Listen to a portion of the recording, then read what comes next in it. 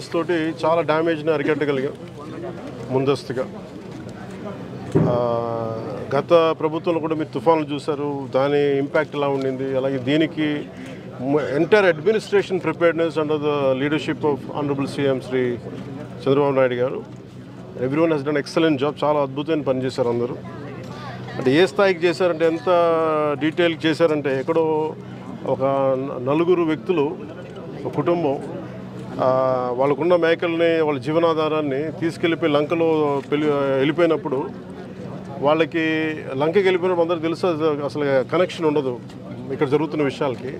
కేవలం cell phone connection ఉండడం వల్ల వాళ్ళకి అలర్ట్ వచ్చింది ఆ ఎదురుగాలుల వల్ల.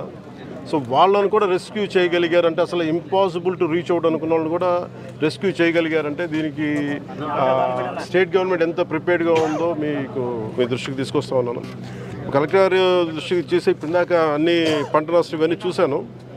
దాదాపు మనకి ఈ ఒక 46,000 ఎకరాలని 46,000 హెక్టార్లు నష్టం వచ్చింది. దాదాపు ఎంతమంది ఉంటారు? ఒక 56,000 మంది.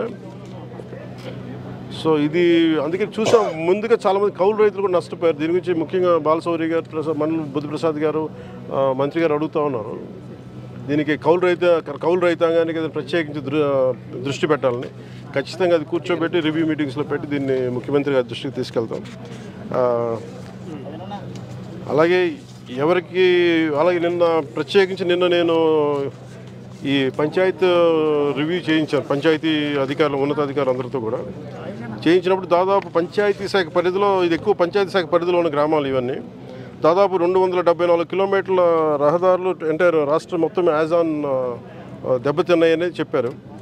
అలాగే సూపర్ శానిటేషన్ కానీ, సూపర్ క్లోరినేషన్ కానీ, పోస్ట్ ఈ అంటువ్యాధులు వచ్చే అవకాశాలు ఎక్కువ ఉన్నాయి. అలాగే 1,583 గ్రామాలని చాలా తీవ్రంగా ప్రభావితమైనవి. దీనికోసం దాదాపు 21,055 మందిని సిబ్బందిని పారిశుద్ధ్య నిర్వహణకి వినియోగించాం. అలాగే ఎక్సలెంట్ అనే కలెక్టర్ గారు కానీ, ప్రతి జిల్లా కలెక్టర్ల, కృష్ణా జిల్లా కలెక్టర్ గారు కానీ, స్పెషల్ ఆఫీసర్ కానీ, ప్రతి ఒక్కరు కూడా, జాయింట్ కలెక్టర్స్ కానీ, ఎంటైర్ యంత్రాంగం మొత్తం వారి లీడర్షిప్లో చాలా అద్భుతమైన పని చేశారు. దాదాపు 23,000 మంది, 23,744 మందిని కేంద్రాలకి తరలించబడిన ప్రజలు. అలాగే 240 సహాయ కేంద్రాల్లో వీళ్ళని పంపించడం జరిగింది. అలాగే ఇందాక చెప్పినట్టుగా 56,040 మంది రైతులు నష్టపోయారని తెలుస్తోంది ప్రాథమికంగా. ఇది 46,000 హెక్టార్లు పైచులకు. అలాగే ఉద్యాన భూమి, ఇందాక కూడా అరటి పంట చూసాం. అది ఒక 1,400 పైచులకు హెక్టార్లో దాదాపు 2,230 రైతులు నష్టపోయారని తెలుస్తూ ఉంది. ఒక దెబ్బతిన్నీళ్ళు ఒక 39, పాక్షికంగా దెబ్బతిన్న 489. సో వీటన్నిటికీ కూడా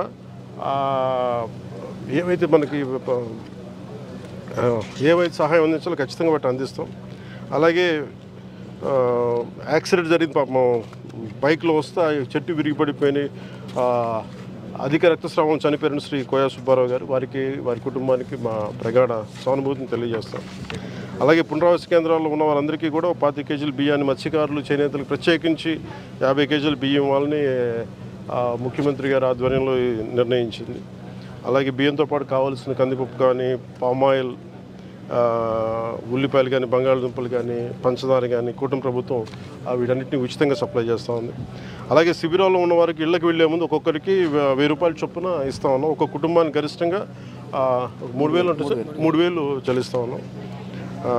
అలాగే పంట నష్టం, ఇప్పుడు మేజర్గా ఈరోజు మేము చేసింది ఏంటంటే, పంట నష్టం అంచనా ప్రక్రియని సకాలంలో పూర్తి చేయాలని మేమందరం కోరుకుంటా ఉన్నాం. దాన్ని అధికారులందరితో ఒక సమీక్ష జరిపి దీన్ని క్యాబినెట్లో దృష్టిలో పెట్టి, అత్యవసర క్యాబినెట్ అంటూ కూడా దాన్ని ముఖ్యమంత్రి గారి దృష్టికి తీసుకెళ్తాం అందరికీ కూడా. అలాగే కేంద్రానికి కూడా ఎంత సహాయం అడగాలి, ఏ స్థాయిలో అడగాలి అనేది కూడా ఒక రిపోర్ట్ వచ్చిన తర్వాత ఖచ్చితంగా అందరూ, బాలశౌరి గారు ఉన్నారు, కన్సర్న్ ఎంపీస్ అందరూ కూడా దీన్ని ముందుకు తీసుకొని తెలియజేసుకున్నారు. Thank you. అంటే అలాగే మేజర్ అంటే ఇంకా ఇంత డ్యామేజ్ తగ్గడానికి కూడా ఏంటంటే, డ్రైన్స్ని కూటమి ప్రభుత్వం రాగానే ఎక్కడికక్కడ తీయడం జరిగింది. దానివల్ల ఆ డ్యామేజ్ ఇంపాక్ట్ చాలా తగ్గిందని చెప్పాలి.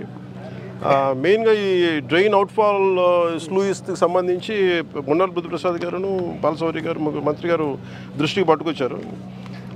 ఇది దీని స్థానంలో కొత్త బ్రిడ్జ్ ఉంటే బాగుంటుంది అనేది మరి ప్రత్యేకంగా చెప్తా ఉన్నారు.